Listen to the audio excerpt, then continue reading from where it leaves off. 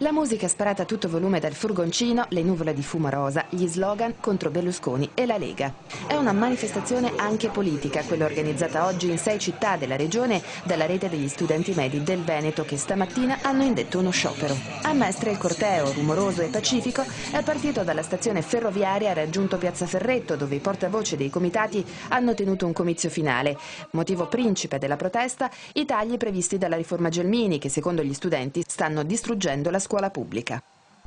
L'anno scorso nella nostra scuola non c'erano i soldi per pagare i ricorsi di recupero, quindi ci sono stati vari problemi di questo tipo e non ci hanno ascoltato. Abbiamo dei computer, diciamo, tra virgolette, non funzionanti a scuola, dell'anno bene, cioè.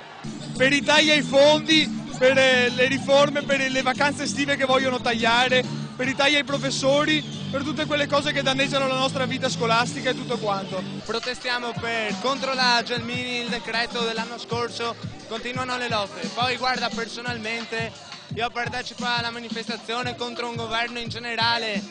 Più laboratori, avremo tipo 2 ore alla settimana di laboratori, se tanto. In pratica cosa vuol dire non avere soldi per una scuola? Non avere soldi per una scuola vuol dire tantissime cose, sia per un liceo come dove vado io, in cui sono state soppresse moltissime attività extrascolastiche come teatro perché i fondi per farli non c'erano, mentre invece sono attività formative che agli studenti servono. Ritardi nelle lezioni, laboratori chiusi, indirizzi di studio eliminati. Questi dunque, dicono i ragazzi, sono gli effetti di una riforma che non investe sul futuro delle nuove generazioni. E intanto i passanti osservano il trambusto. Qualcuno pensa si tratti di un pretesto per fare vacanza da scuola, qualcun altro invece ci vede un rinnovato impegno sociale.